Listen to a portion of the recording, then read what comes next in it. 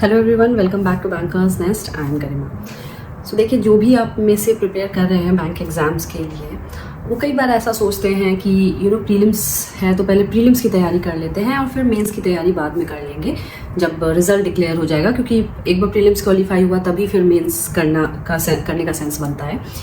सो इस वीडियो में मैं यही डाउट आपका क्लियर करने वाली हूँ कि देखिए, आप शॉर्ट टर्म गोल मत सोचो कि बस प्रीलिम्स क्लियर करना है, क्योंकि फाइनल आपका जो एम है वो बस प्रीलिम्स क्लियर करना नहीं है, बल्कि मेंस प्लस इंटरव्यूज़ ऑफिसर्स के केस में ये तीनों स्टेज क्लियर करना ज़रूरी है। ठीक है, तो आप शॉर्ट टर्म गोल मत देखिए, लॉन्ग टर्म गोल देखिए।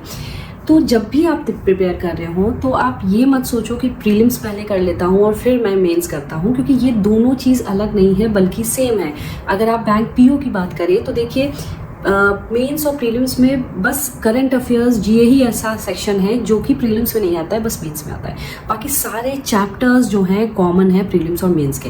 हाँ, कुछ टॉपिक्स ज़रूर ऐसे हैं पर सब्जेक्ट जो बस मेंस का पार्ट है, बट हार्डली 1 या 2 टॉपिक हैं वो ऐसे।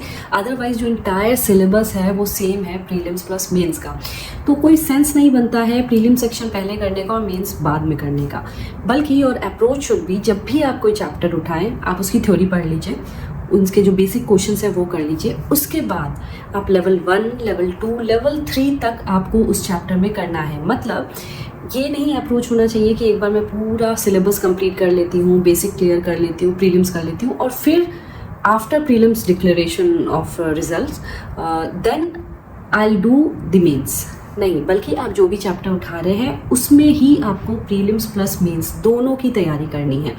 तो आपने कोई भी चैप्टर उठाया तो उसमें low level, moderate level, high level, तीनों लेवल की आपको उसमें तैयारी करनी है, तब जाके उस चैप्टर को एंड करना है और फिर न्यू चैप्टर उठाना है। देखो फ्रेंड्स, अगर आप मेंस की तैयारी करोगे ना तो प्रीलिम्स का जो लेवल है वैसे ही बहुत इजी लगने लगेगा कि भाई, बट ऑब्वियस है कि आप अगर हाई लेवल क्वेश्चंस कर रहे हो तो आपको लो और मॉडरेट लेवल क्वेश्चंस बहुत ईजी लगने लगेंगे। तो साइड बाई साइड अपने आप प्रीलिम्स की तैयारी होते रहेगी अगर आप मेंस लेवल कर रहे हैं तो। हाँ, ये ज़रूर है, अब कुछ बच्चे ये कहेंगे मैम कुछ दिन बाद हमारा मेंस का एग्जाम है तो कैसे करें, या फिर प्रीलिम्स है 15 दिन बाद, तो ये मेंस प्रीलिम्स चलता रहता है, कभी क्लरिकल एग्जाम है, कभी पीओ एग्जाम है, तो डिफिकल्टी लेवल अलग होती है सबकी। तो फिर क्या अप्रोच होना चाहिए? तो उस केस में आप ये कर सकते हैं फ्रेंड्स कि जब भी आपका कोई एग्जाम आने वाला हो उससे 15 से 20 दिन पहले जो फुल फोकस होना चाहिए उस एग्जाम पे होना चाहिए। तो मान लीजिए आपका प्रीलिम्स है आज से 20 दिन बाद, तो अभी क्या करो, आप मेंस की तैयारी थोड़ी सी होल्ड पे रख दो।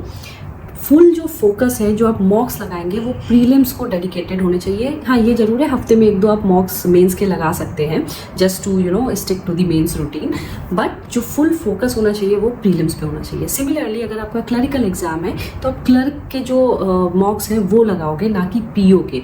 ठीक है, पीओ की आप प्रिपरेशन, जब क्लर्क एग्जाम आप क्लियर कर लोगे 15-20 दिन बाद, जब आप अटेम्प्ट कर लेंगे, तब फिर आप पीओ की फिर से तैयारी शुरू कर सकते हैं। ये ज़रूर है कि मान लीजिए हफ्ते में 1 दिन आप पीओ की भी मॉक्स लगा लीजिए ताकि जस्ट आप रूटीन में रहें। अदरवाइज 15 से 20 दिन पहले एग्जाम्स के किसी भी उस पर ही फोकस होना चाहिए आपका फुल। ठीक है, सो जिनका भी ये डाउट था, I hope I am clear with this video. And करते रहिए preparation guys, all the very best for your preparation exam. And फिर मिलती हूँ, take care, till then all the best.